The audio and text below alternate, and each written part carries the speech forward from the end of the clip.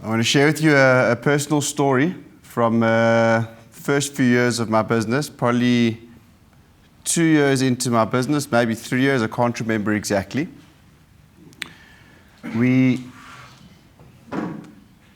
signed up a client. They were, from the first moment that we signed them, we were a bit anxious about them because they were like, the guy we dealt with, his name was actually also Justin. It didn't help. But he was just not a straight oak. In every interaction that we had with them, they were like just wily and probing. They were actually in a similar line of business to us. They weren't doing exactly what we were doing, but they were freight forwarders, so they understood a lot of what we're doing. They were quite, they had the vocabulary and could relate to it and understand it well. That just the piece that we did of the project, which was the import part, they didn't do.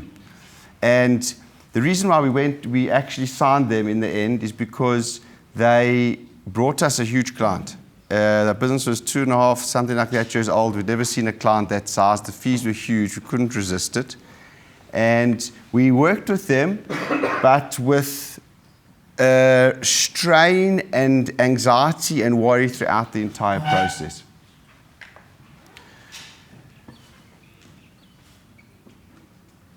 At the end of the shipment, they made a whole fuss and a thing, how we didn't deliver and we let them down, whatever. And they short paid us, and we'd never had a bad debt in our business. We'd never had somebody who hadn't paid. And basically, they decided what they felt like our service was worth and basically shortchanged us the fee. I hated them. Still do. Okay? Even when I was like about to give the shit, I could see my mouth's dry and I'm like anxious. I just, 3 weeks later, the person second in charge of our business, he came up to me and he showed me their website. And they just produced a magnificent new page on their website selling our service, competing with us. Our first competitor in our industry, and it broke me. I had trained the competitor. And I knew these oaks. They were not good oaks, not lacquer oaks at all. Didn't like them one drop. And they were our first competitor in the industry. Okay, fine. Our business actually was doing beautifully. I was so excited about the business. I was so optimistic. I had a beautiful young team. We were signing on clients regularly. We had a beautiful inflow of leads coming from our website, which had built on very little resources. And I was exceptionally optimistic about the business. And that same branch manager, a few months later, just casually sent me a screenshot from Google. And in the screenshot, you could see that in the Google search, he typed in importer of record, which was our service, and it showed you the results. And number one on the results was them. And then number two was us. Hard for me to describe now what that did to me, but it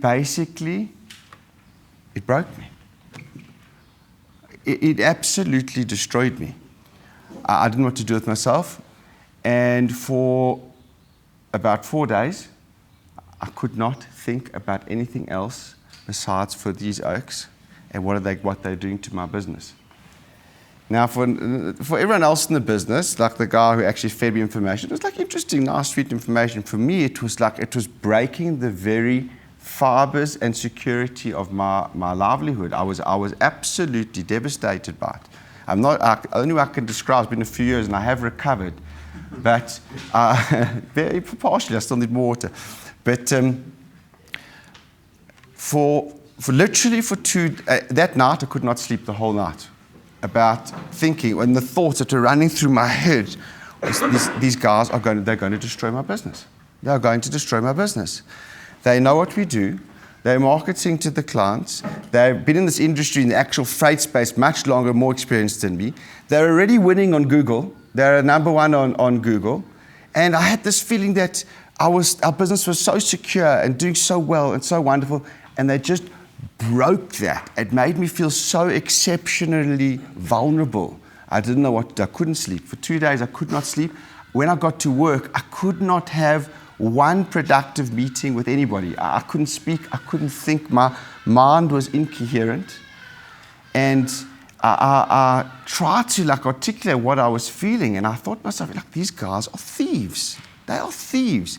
First of all, they never paid me. Now they're going out there and they're trying to take clients which should be mine. They're marketing to an industry which is my industry, and they're going to take away the clients which are there to be signed. Worse than that, a few weeks after this, I got told that they actually took a client from us, undercut us, and took an unbelievable client of ours that actually stole. And so I had these thoughts of first of all, being so vulnerable. I felt there's literally this killer whale out there trying to swallow me alive. I felt like our business was like this. If you've put in all this effort to grow an etrog tree, have you ever grown an etrog? And successfully, it's hard work. But when it first comes out, it's so soft and flimsy, and you have to protect it and look off. There's no fruit there. You have to look off for many years till it's strong. We were a little etrog tree. It was vulnerable, it was a vulnerable stage. And I was dealing with a bunch of crooks who I didn't trust and I hated. And most of all, I was paralyzed. All the business creativity that I had, the sense that I had to sit down in meetings and plan and hire, and I couldn't do anything. I was just totally immobilized. And what was an amazing thing for me was the following. The day before he showed me the Google search, I was on top of the world about our business. I was bouncing down the corridor, so excited, so optimistic. The business gave me so much joy. I was so proud of what we'd built, and then it gave me nothing, naught. I felt like our business was useless. It had no future. It was going nowhere. I wasn't proud of what we'd done. I wasn't proud of where we were going. All the joy that I'd got from my business was sapped totally out of me. It was the source of sleepless nights, worries, anxieties, trauma, and basically it had a few months left and the business was going to collapse. That's what I felt.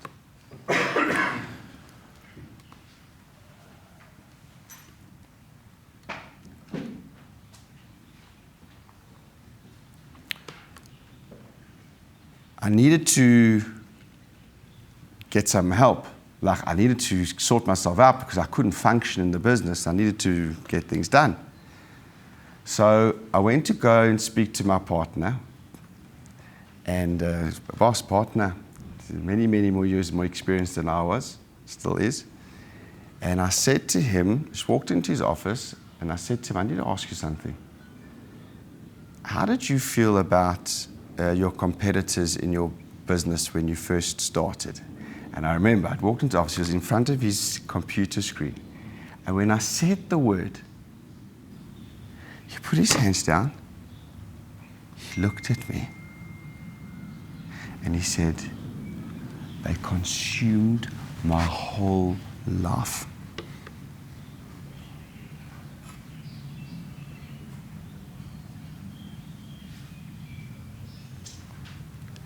And at that moment, I realized, this is a big sugya. This is not my problem. This is my problem. But every businessman has this problem. This is an issue that needs to be dealt with, needs to be investigated, needs to be understood, and needs to be unpacked. Because the look he gave me and the clarity, it was exactly the same thing. He said, I was obsessed and consumed by them. And then he said to me two more things, which rattled me for another 2 days. Okay?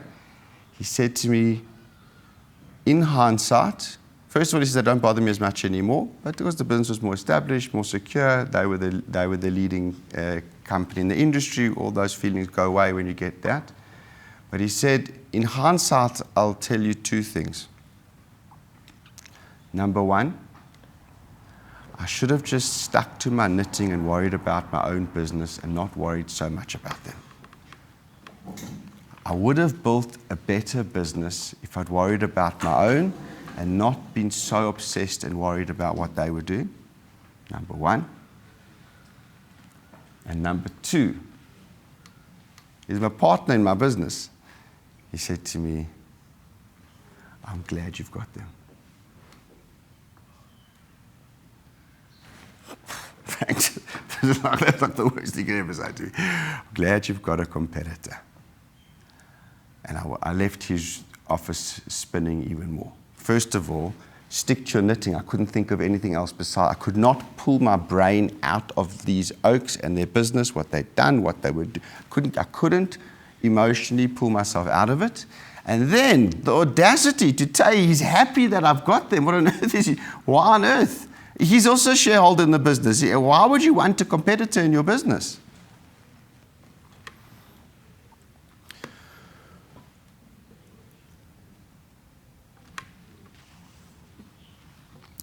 Okay. I managed to calm myself down after 4 days with no religious thoughts. It wasn't religious thoughts. I needed like practical things to get me out of my problems. And the two practical things which actually helped me to become literally functional from being non-functional was, number one, I thought to myself, this thought popped into my head, do I know any industry where there's a person without a competitor? No. Pick and Pay, it's got Checkers and Spar. Apple's got Samsung. There's no industry that doesn't have a competitor. The norm is to have competitors that you fight it out for the market share. That's the way it is. So I've been very privileged and lucky that for the first 2 years or so of starting the business, there hasn't been a competitor, but now there is, and you've got a normal business environment. Okay. That like gave me a little bit of calm, I don't know. And then the thing which gave me the most calm was this. I thought to myself, what happens if they take half of the market share? Let's just say they do. I had a feeling of how big the market was. Would I still have a good business? And I realized I'd still have a great business. And that the feeling that was paralyzing me was that I felt like I needed to own the entire market, have every client, win every deal, have nothing left for anybody else. That gave me absolute paralysis. But once I realized I'm not going to give up, I'm going to work hard. He may take half the market, I'll have the other. We'll both have great businesses. It gave me, I don't want to say it took all the feelings away, but it gave me the peace of mind to be able to actually come into the office the next day and say, right, let's get to work, let's carry on. It's not a catastrophe, it's not all going to collapse. It may not be as big as we thought it would be, but it will be big enough and we'll all be happy if we can actually get our part of the puzzle right. And it allowed me to start actually functioning, you know. But I wanted to understand. This for me was like an unbelievable sugya. I needed to know, where does the Torah speak about this? I need help. I actually need help. I want God to guide me through my problem. I need to be sorted out that I can actually work. And I know if I can find the sugya in the Torah which deals with this, I'll be able to help out myself and my partner and every other oak who's sitting here who has a competitor in their business, or if you're an employee, people who are on your same level of employment, who are vying for the promotion, who are your competitors. Everybody has the same feelings towards these people. You know, like we have a branch managers in our business, we like run different branches. It's like this competitive friendliness, you know what I'm saying? They like love them but hate them, you know, like it kills them when they close a deal, but they do like them, and they're like friends, but they don't like them that much, you know. It's just this tension that's there for the people who are vying for your piece of the pie, okay? So I had no idea where to look and where to start. I didn't even know what to call it. I didn't have a name for it. I remembered that in my times that I'd learned Mesilas Yesharim before, there was a place in Mesilas Yesharim, I couldn't remember where it was, where he says something about a person not being able to touch your livelihood and Hashem controls your livelihood, and no one can do anything to take away what's actually destined for you. Now that would be quite a comforting thought if I could digest that. It would take all these feelings away to know actually I'm not losing anything. Actually, I'll get what I'm going to get, and don't be upset. So I began to search through the Mesilas Yesharim to find out where he actually says it, and I found the spot. And before I read you what he says, I want to just recap for you just clearly my feelings. Actually, what I did was I wrote it down. I'm a good writer of my own feelings. I have a journal, and I wrote down exactly. I needed to just clear what did I experience over these few days. It was now probably a week later. I couldn't think until then. What did I experience? And I captured it in a few words, which I said it over to you, and I'll say it to you again. Number one, before this moment, I felt tremendously secure in my business. I felt like it was going to be there forever, and it's going to be this mine that we were digging, this shaft that would be there for life, for forever. I felt vulnerable now, very vulnerable and exposed. Number one. Number two, I felt that he was a thief and stealing my income. He was stealing my livelihood. He was stealing my clients. Those are the thoughts running through my mind the whole time. Number three, I was paralyzed, totally emotionally paralyzed. I could not think, I could not function, I could not move, I could not put one foot ahead of the other. I was totally paralyzed. And number four, my business gave me no joy. One day before I saw that Google Ads result, I was bouncing down the corridors from joy, and now, from this experience, I had no joy, nothing. I didn't even feel proud of it. Nothing good was going to come from it. What I had was absolutely worthless and of no source of joy. Okay. So I had that written down very clearly for myself, so I could never, ever forget the feelings that I'd felt. And then I began to explore. And I found this piece in the Mesilas Yesharim, and he says as follows. He doesn't say such good names about me, so he'll excuse that, calls me some bad names. But he doesn't know what he describes. Oimna, Yeshmi, there are some people, Shesichlusoi Rabba Kolkach, that are such huge idiots.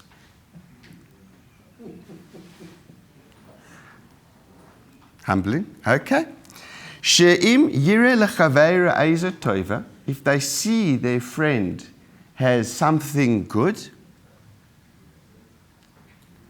Yis ashesh ba'atzmoi, they feel personally disheartened.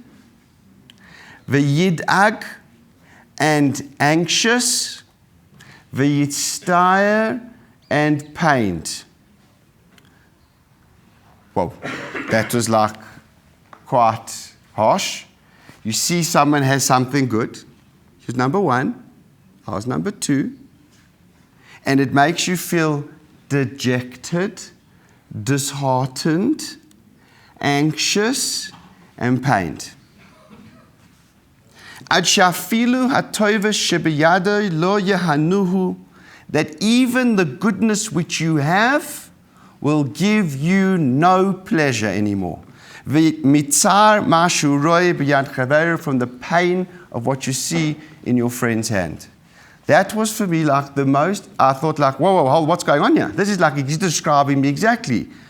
First of all, total dejection and vulnerability, anxiety and worry over what was going on. And number two, the goodness which I had, the great business which I was building, gave me no joy anymore, nothing.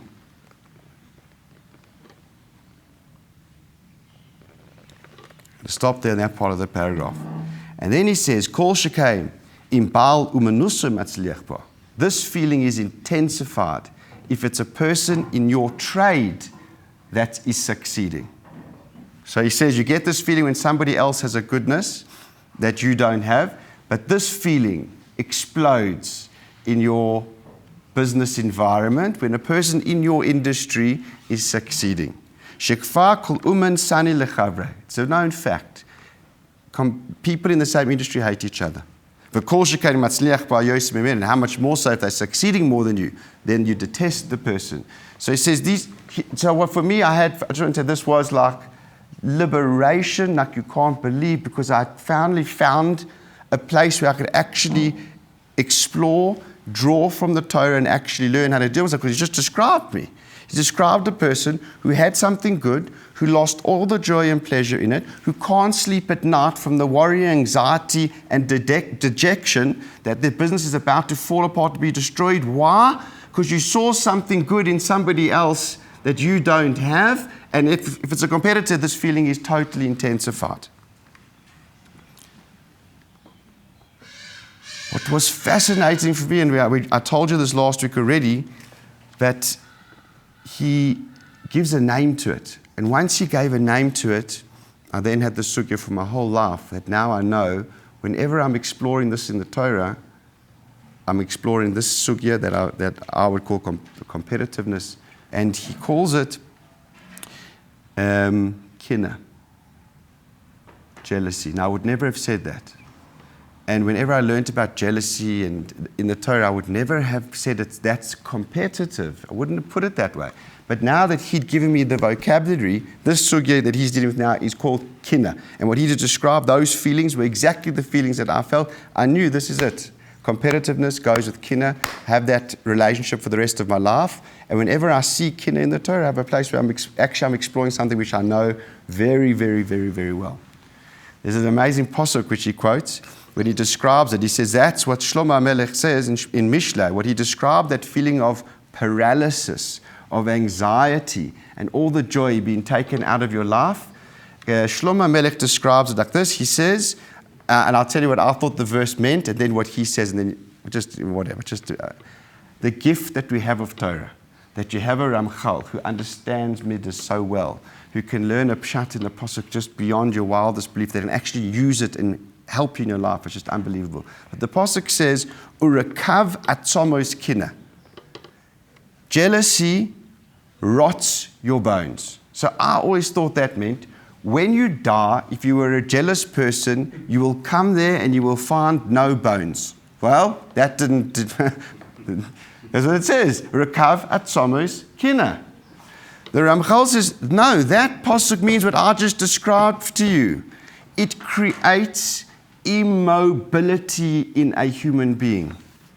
It makes you unable to think, do, process, move. You can be the most productive person building the most unbelievable thing, which gives you so much joy.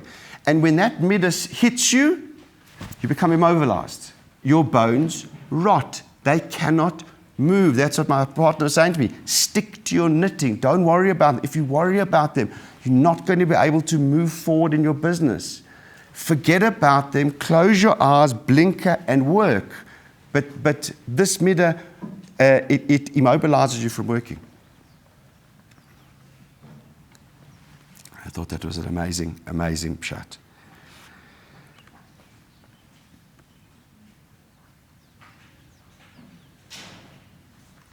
He says as follows. I want to just tell you again what he says. Well, what fascinates me, I'll read it to you again, is that from the Ramchal, I also saw a way to deal with this midah.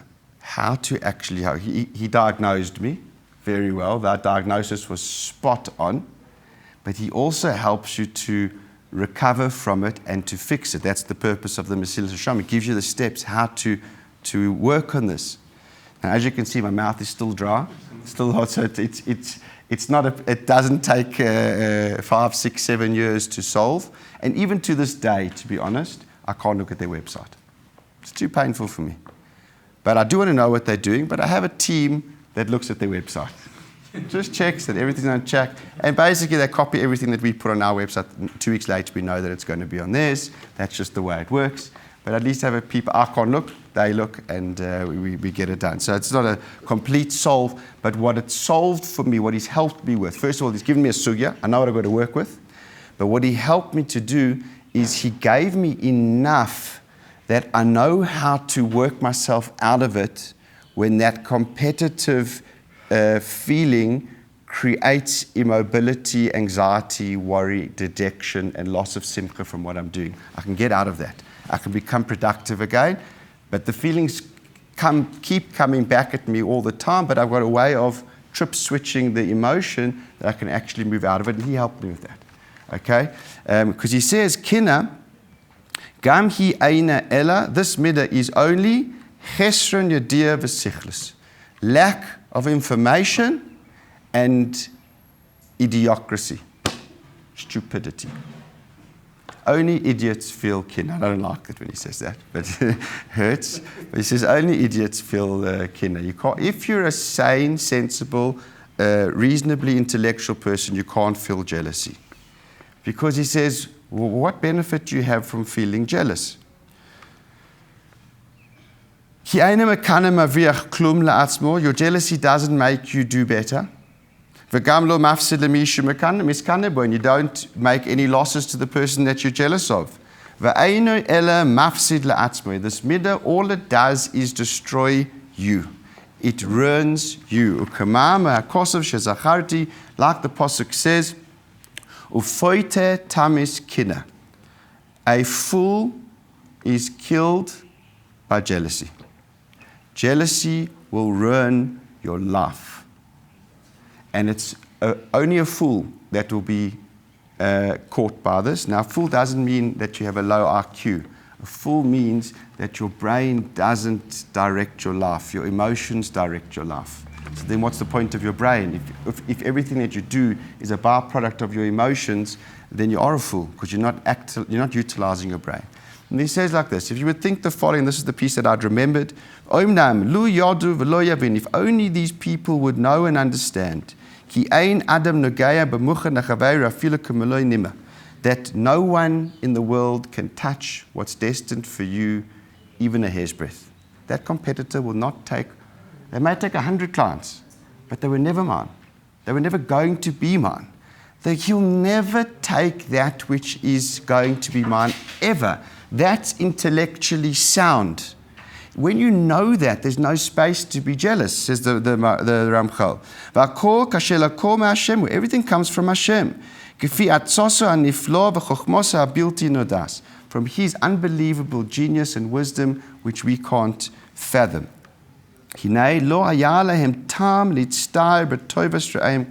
There should be no sound reason ever to feel pain over the good that somebody else has got, ever, because it was never yours. It was never going to be yours. You can fantasize that it may have, should have, could have. Every middah has a language that it speaks to. The Yetzer Hara has words. But the words of Kinna is, Lama li lo, why not me? Why don't I have it? You don't have it, says Ramchal, because it wasn't for you. So if you think straight like that, then the jealousy goes away, because you're only jealous if you think it could have been yours, should have been yours, that's been taken, stolen, robbed from you, then the jealousy comes in. But once you realize that Hashem's running your world, He's controlling your world, and that person won't touch one thing that's not destined for you, then the jealousy dissipates. In theory. Okay, I'm just saying it does dissipate and it does work. Now, those thoughts work for me as a trip switch. Whenever I get caught up in this emotion of jealousy, of kinna, of competitiveness in my business, I can come back to this Ramchal, I can ground myself, and I can say, it's not going to touch a thing. I'm trying to tell you what goes through my mind, and this would be the most powerful thing. He can't touch which is going to be mine. Only I can change what's going to be mine. And these are the thoughts that now go through my head. If I'm worried that I'm not going to get enough of the market share, then I've got to make sure I deserve more of the market share. And I begin to reflect, why did he take our client? Are we honest enough in our business? Are we paying our suppliers on time? Are we dealing with our clients with integrity? How's my davening? How's my learning? The relationship gets flipped completely, that actually my jealousy is not, he's not the problem. There's a market share which is destined for me, which is dependent on me. I can change that. But I can only change it if I'm prepared to make a shift, changing gears in my own spiritual engagements in my life. That's the only thing really that's going to determine the share. That's the only thing I'm in control of that will control that share that I'm going to get. And what it allows me to do is to take this competitive nature, which actually wants me to destroy that competitor, paralyze me until he's gone out of the picture and off the face of the planet, And instead of having all those unproductive thoughts, which will never come to fruition, come back to a grounding where my mind is actually guarding my life, and come back to my senses and say, He'll never touch which is destined for me. I can change what's destined for me by my focus on my own actions, what I'm doing, how I'm running my business, how I'm living my own personal life, what's my involvement in the community, am I living up to my expectations there? And the competitive drive inside of me with work becomes a driving force in my own avodas Hashem and ability to grow in my relationship with God, because in the end of the day, that's the only thing that's going to really change my market share.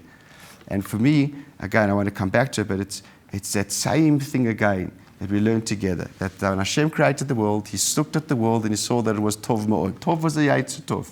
Ma'od was the Yetzer Hora. And the Medrash says this Yetzer Hora, the competitive Yetzer Hora in a person, is the driving force of life. It will make you an unbelievable Eved Hashem. Unbelievable. But it's dangerous. It's like fire. It can destroy your life. It can kill you. It can paralyze you. It can make you very unproductive. But if you can ground yourself from it, put yourself into the place where the Ramchal wants you to be, that your mind actually guards and dictates your life and not your emotion, you'll be able to redirect that worry and anxiety into a very productive, good place. And that is, put in hard work in your business, actually plow your mind in your work and not be paralyzed there, but actually realize that my market share, what I'm going to get, my promotion, it's dependent on me, and mostly it's dependent on my spiritual engagement, my relationship with Hashem. Done better, be more careful about your charity, be more honest, treat your customers better. Those are the things which are going to have the huge influence in that. And my partner was right. It was great that I've got a competitor. Painful, dries my mouth out still today, but it's been such a catalyst for my own fastidity in how I run my business, how I do, reflect, whenever it comes up in my life. Now there's a few of them, but when it comes, it always jerks me, and I pull myself back, and I say to Justin, pull yourself together. Where can you improve? Where can you do better in your relationship with Hashem? And it becomes a catalyst for great growth in a person's life. There's more I want to do. I want to carry on with, if you don't mind, one more share next week. I think for me the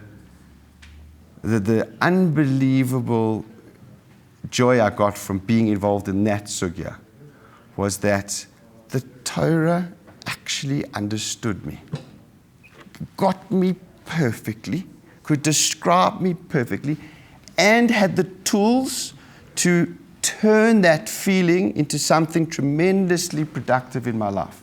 That's like the greatest gift you could get on all earth. It's just unbelievable. So blessed to have a Torah to guide us through these emotions, through these business things. You'll build a better business from it, and you'll be a much, much better servant of Hashem because of it. Okay, let's go.